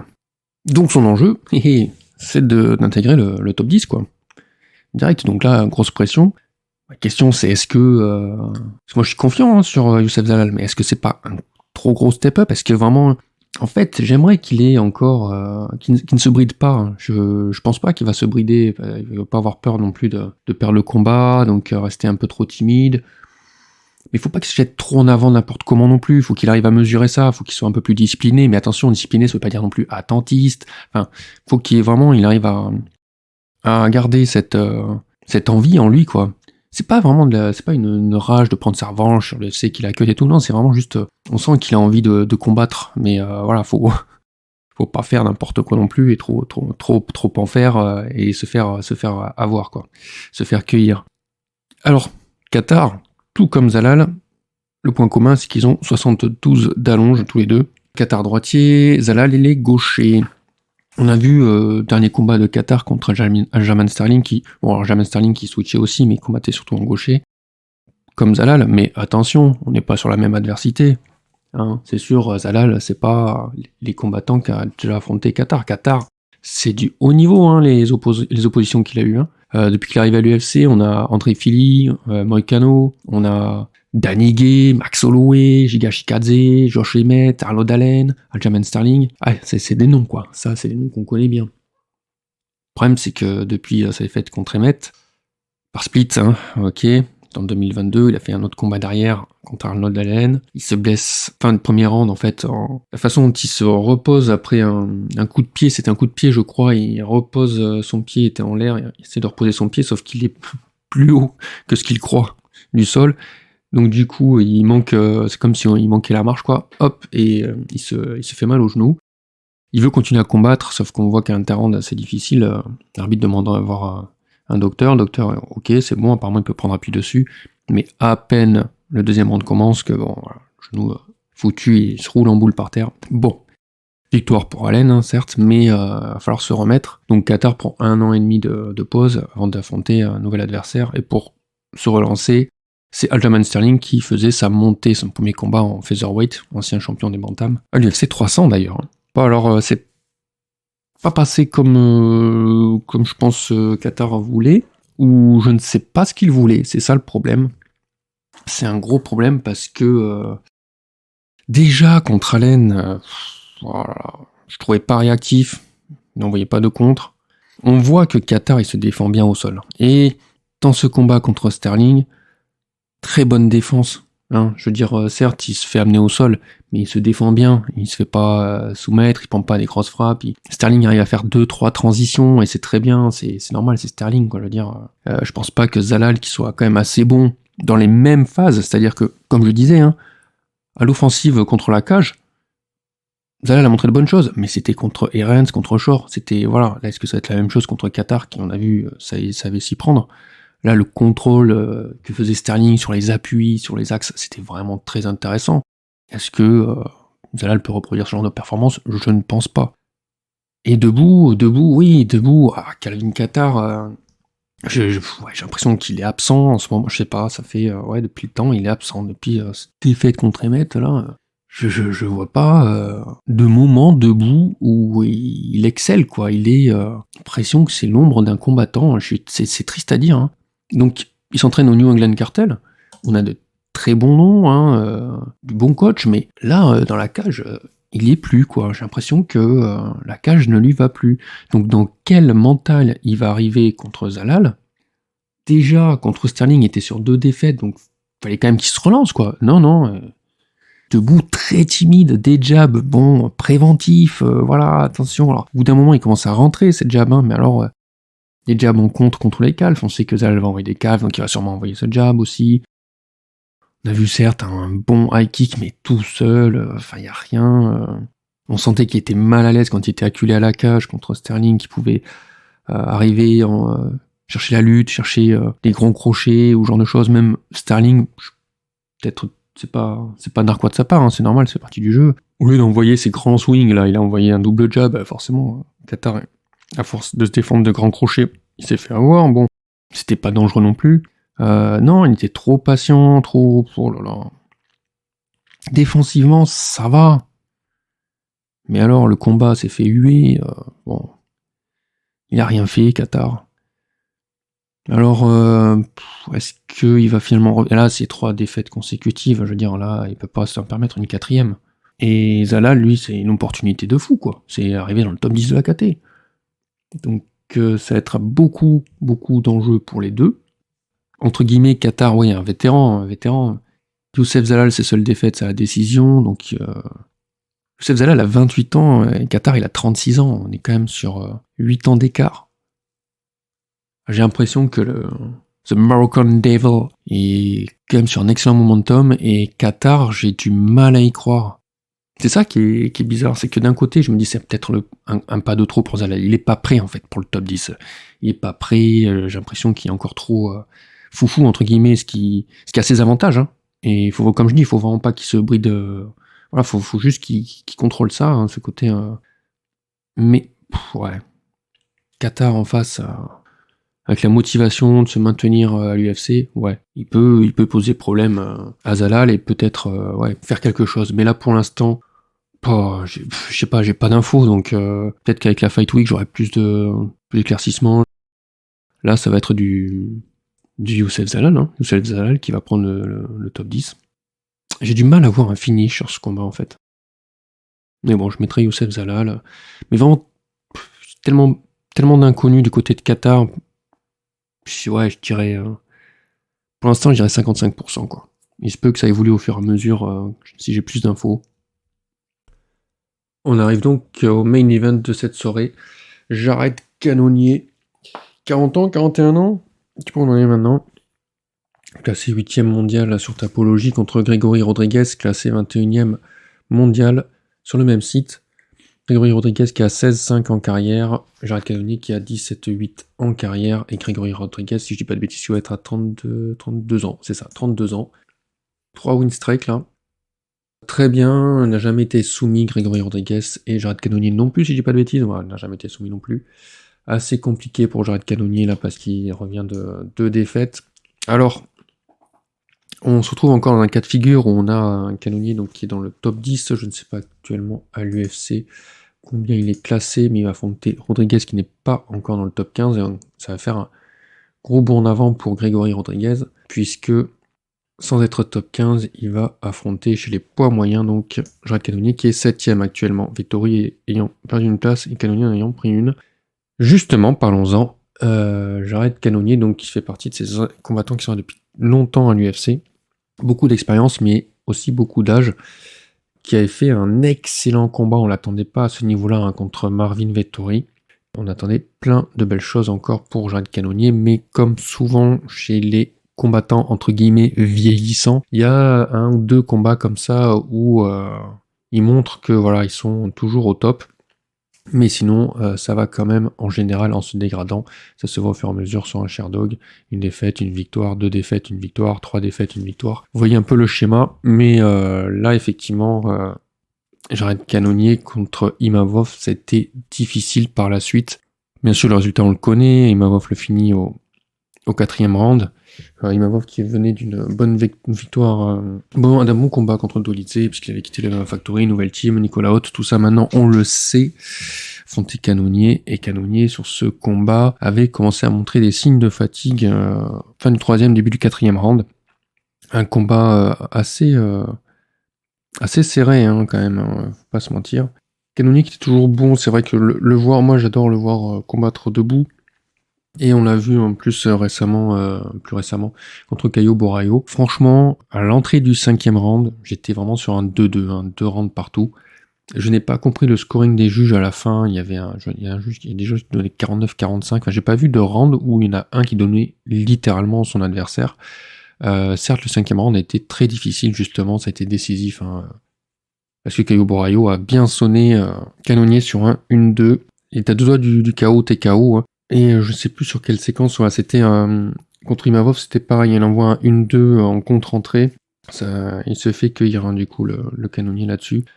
Au round 4, et pourquoi on parle de ça? Parce que le round 4 contre Borraio, il était quand même en faveur de Cannonier, hein, qui avait bien su se reprendre. Mais on voyait que le round 5, par contre, voilà, on voit ici une fatigue parce que tout le combat, ce qui est incroyable chez Cannonier, c'est ce travail pour créer des brèches dans la défense adverse. C'est fou en fait, ce travail qu'il a avec son buste, ses épaules, sa tête, tous ces mouvements-là, cette posture qu'il a. Il aime bien travailler à box range, donc il se rapproche, il sait comment trouver ses entrées, il sait comment rentrer, il va travailler il travaille très bien sur ses crochets et sur ses jabs, tout ça bien sûr incrémenté d'un travail sur les calf kicks, inside leg kicks, bien sûr, ce à quoi il est également sensible, c'est-à-dire que les jabs et les leg kicks, lui aussi, il en prend pas mal, mais il sait aussi les esquiver à certains moments, en fait, même la moitié du temps, il les évite très bien les jabs.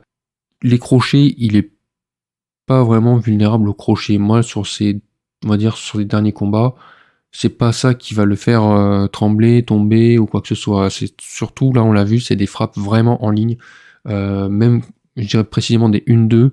Les jabs, il se les prend, mais c'est pas vraiment ça qui va le sonner complètement. Par contre, ouais, voilà. On l'a vu aussi, alors il se protège bien hein, des high kicks, mais bon, voilà, ça tombe dans la garde au bout d'un moment, ça devient difficile. Les middle kicks, pareil, il les prend, mais il se protège plutôt pas mal. Bonne lecture, mais de toute façon, c'est pas vraiment cette lecture-là. Ce qui est intéressant, c'est sa façon de gérer l'espace dans la cage, de gérer ses déplacements, de gérer tous ses mouvements.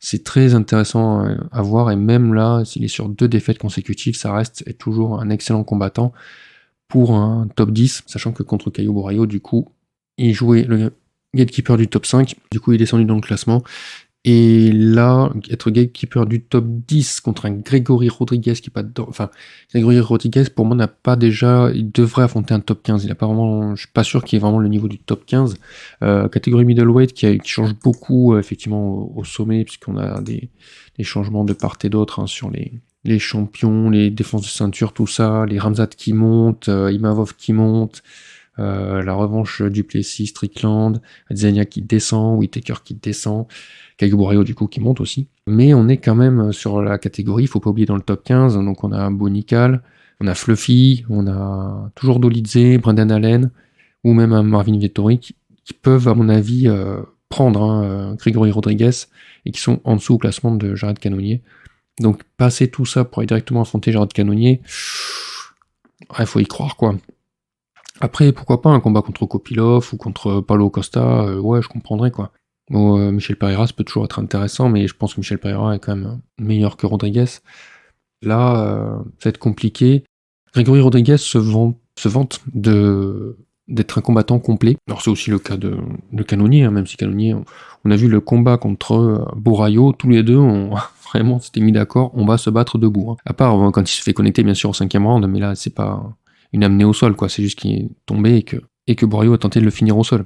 Mais sinon, on voit que dès que ça partait, ils étaient au contact, en clinch, sinon on se repousse et puis on s'envoie un crochet en rupture, mais on va pas partir sur de la lutte. Il y a eu une ou deux tentatives, je sais plus si c'était un single leg ou un double leg, mais c'est cancel direct, c'est ok, on repart debout.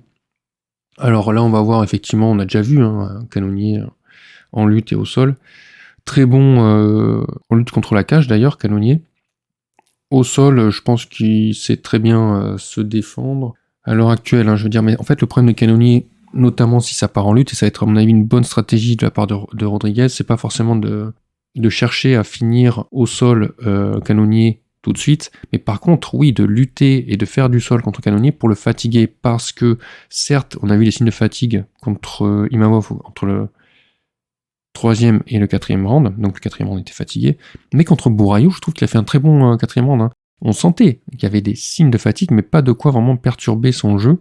Par contre, au 5e round, oui, là, j'ai vu que la défense de Cannonier était plus là, que tout ce qui faisait son style qui me plaît tant, au niveau de ses mouvements d'épaule et tout, de tête, n'était plus là en début de round. Il a réussi à se reprendre au bout d'une minute, je crois. Et bon, après, c'est plus vraiment là, il se fait connecter. Il a du mal du coup à créer à bien rentrer pour rompre la distance s'il n'a pas ce jeu-là avec lui, puisqu'il lui permet de faire des feintes et également d'esquiver les frappes et les contres et les crochets. Et les crochets, justement, parlons-en, parce que ça lui permet d'esquiver pas mal de crochets, c'est quand même la force principale de Rodriguez, les crochets. Et là, je pense qu'il va pas pouvoir vraiment s'en servir. Donc certes, il va falloir faire tout un travail avec les kicks, faire tout un travail avec la lutte et le sol, et fatiguer mes Cannonier, mais même après ça, je pense pas que les crochets passent. Donc il va falloir faire autre chose. Il est pas mauvais non plus sur le reste, on l'a vu dans son dernier combat. Rodriguez, donc contre Christian Leroy Duncan, c'était à Manchester, ça, c'était le 304, ouais. 304 le 27 juillet, oh ça fait quand même pas mal de temps. Donc on l'a vu donc contre Christian Leroy Duncan, envoyer d'autres types de frappes, chercher la lutte, chercher à prendre le dos, et envoyer vraiment des coups de coude et des frappes bien sales. Là, c'est vraiment quelque chose qui me fait peur là-dessus, c'est que Rodriguez, là-dessus, il est quand même assez solide sur son grand and pound. Je trouve que malheureusement Cannonier est vieillissant, et que ça va du coup à l'avantage de Rodriguez. Alors que stylistiquement, mais il aurait sa chance contre un Cannonier, même si, encore une fois, Cannonier, c'est des main events qu'il enchaîne, c'est des 5 rounds. Il a toujours, il est très respecté et il reste dans les main events à chaque fois, alors que là c'est à l'Apex, et la dernière fois c'était encore à l'Apex aussi. Ça lui permet d'avoir quand même des bons combats, mais Rodriguez, lui, je crois, de mémoire, n'a jamais fait de 5 rounds. Je vais vérifier, mais non, j'ai pas vu dans sa carrière de 5 rounds. Alors, à voir ce que ça va donner. Cannonier, alors après, vous connaissez toute l'histoire, les statistiques, il a fait 3 KT différentes, il a mis des KO dans chaque catégorie, il frappe fort, Grégory Rodriguez pourrait se faire frapper, oui, Grégory Rodriguez pourrait se faire frapper parce qu'il a des patterns et parce que j'espère que Cannonier et son équipe vont bien travailler dessus. On le sait à quel point quand il s'avance, Rodriguez, pour frapper, pour envoyer ses crochets en général, il a le menton à la fenêtre, surtout dans la zone rouge, vraiment, à close range. Il fait aussi des erreurs dans sa lutte, quand il part pour lutter contre un Cannonier qui est quand même bon en défense de lutte, peut se prendre les genoux. Alors ce qui me fait peur par contre du côté inverse, c'est Rodriguez travaille bien aussi sur ses uppercuts dans les échanges. Et ça, Cannonier, je pense qu'il peut s'en manger aussi. Je sais pas si Robocop, du coup, il va être pris dans l'event, se dire c'est mon premier main event, c'est mon premier... j'affronte un grand nom et tout, machin. Est-ce que ça va un peu le... Mais en même temps, il est pas super, comment dire ça, actif. Il est actif, mais c'est pas le plus actif des combattants dans la cage. Et il va proposer pas mal de choses, mais c'est des choses qui se répètent. Et le canonnier, lui, est très intelligent. Il arrive très bien à lire son adversaire. Ma question, c'est est-ce que ça va se finir effectivement par un KO ou par une décision, sachant que je vois donc... c'est triste à dire, mais je vois quand même un 55% en faveur de Rodriguez, même si je trouve qu'il n'a pas le niveau du top 10, mais qu'avec une bonne stratégie, il peut avoir canonnier sur la fatigue. Maintenant, à savoir s'il peut le connecter ou lui-même se faire salement connecter. Combien de défaites par KO Ouais. 3 défaites par KO TKO pour Cristiano Rodriguez. Est-ce qu'il a encore la capacité d'envoyer un... C'est quand le dernier KO envoyé par canonnier? KO TKO 2018, Dominique Reyes. Et là, comme j'ai vu tituber sur ce 1-2 de Borayo, pareil sur ce Salimavov qui le connecte, j'ai bien peur que Rodriguez soit capable de mettre un KO TKO à canonnier. Ouais, Rodriguez, 55, même 60%. C'est dommage, hein. J'aimerais tellement en fait être biaisé pour dire ouais, canonnier, 50-50 ou 55 canonnier, il faut pas l'enterrer trop tôt et tout, trop vite. Ouais. Et il se peut, du coup, autre facteur, c'est-à-dire qu'on se dit, oui, stratégie, donc je me dis, oui, voilà, je dis ça, oui, fatiguer canonnier pour ensuite l'achever. Ça peut être une stratégie viable, sauf que, est-ce que Rodriguez lui-même ne va pas être fatigué et se faire connecter au 4e round, au 5e round?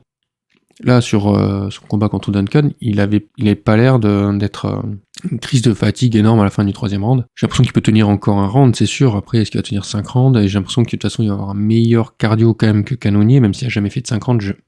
Je suppose, en fait, c'est une supposition. Mais c'est pas dit.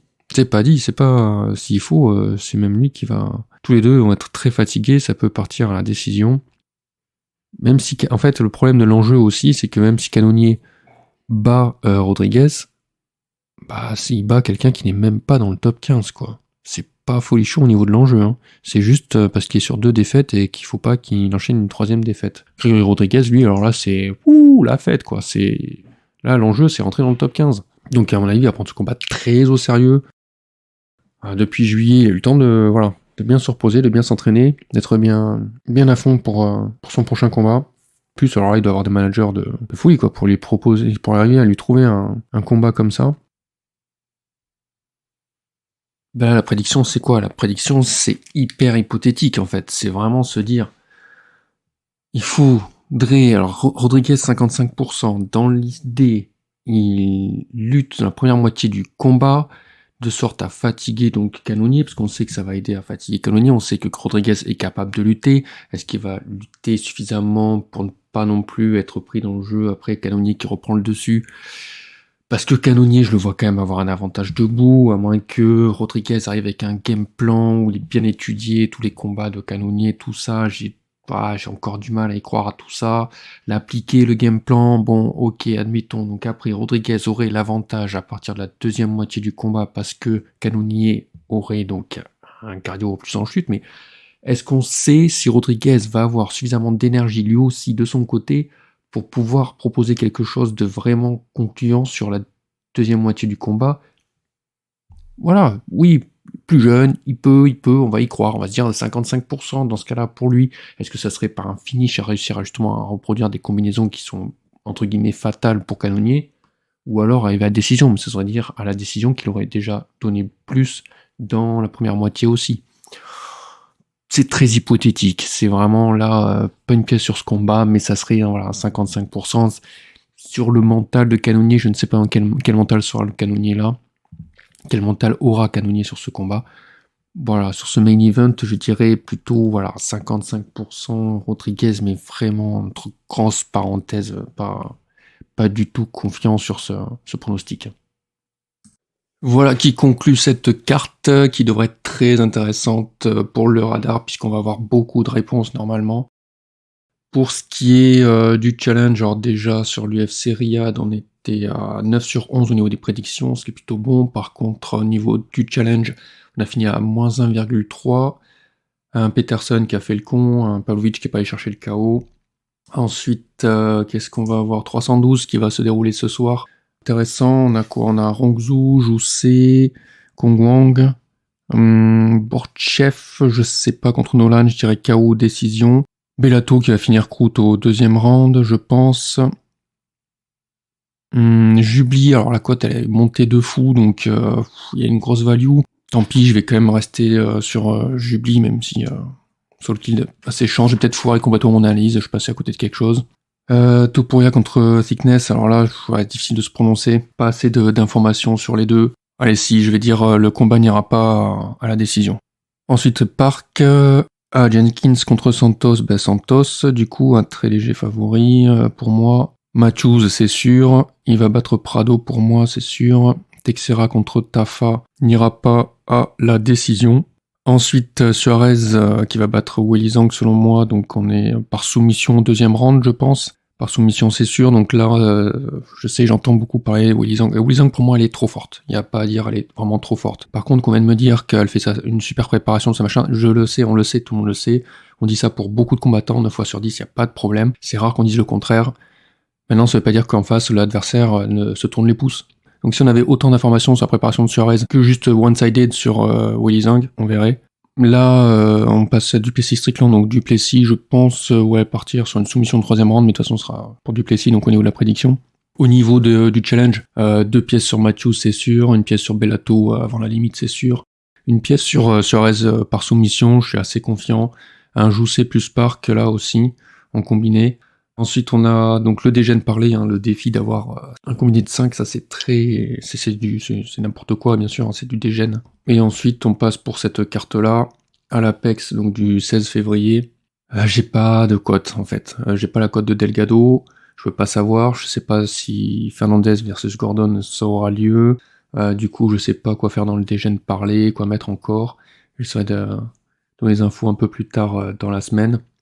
Williams, j'ai vu qu'il ouvrait à 3, je me suis dit une demi-pièce c'est possible, mais je me suis rendu compte qu'en fait sur les deux bons films, les deux frères, je voyais légèrement favoris leurs adversaires. Ce qui est un peu bizarre, parce que quand même les bons films c'est des bons combattants. Williams étant sur un short notice de 3 semaines, mais bon, après il faut que je vois la cote de Williams par KO quand elle va sortir, on va voir ce que ça donne. Sadikov à s'échange, alors encore une fois, pour la cote Aguilar, c'est comme pour Peterson et Jubli, pour assez... C'est tendu quand même, une demi-pièce dessus, c'est juste la cote, elle est intéressante. Parce qu'ils ont leur chance, ils ont leur chemin de victoire, mais est-ce qu'ils vont la jouer intelligent? Est-ce que c'est toujours pareil, ces questions-là, on voit que ça marche pas souvent parce que peut-être qu'ils sont pas assez préparés correctement aux défis qui les attendent, bon je sais pas. Walker, ça me fait chier de mettre une pièce dessus, quoi, parce que je le trouve pas bon, quoi, mais en face, Dante May, c'est pas au top non plus. Donc on verra. Les prédictions, donc en gros, c'est quoi là? On aurait un Cavalcanti, Walker, Smith, Williams, donc qui remplace Fakhredinov, Aguilar, un Fernandez contre Gordon qui irait à la décision avec un léger avantage pour Fernandez. Angelei contre Souza, ça peut le faire quand même. Je mettrais à 55%, mais vraiment pas sûr du tout. Souza peut faire des choses. Delgado, Vieira, Sadikov, 50-50, un but de cash à Bazian, c'est vraiment, ils sont pas fiables tous les deux. Je vais passer. Zalal, ouais, peut le faire. Et Rodriguez Canonier, c'est vraiment un genre 52% Rodriguez, mais c'est risqué quoi là. Abonnez-vous à la chaîne pour avoir toutes les prédictions sur toute la carte entière dès que ça sort. Petite cloche de notification là. Encore plein d'analyses à venir. Et on se retrouve bientôt.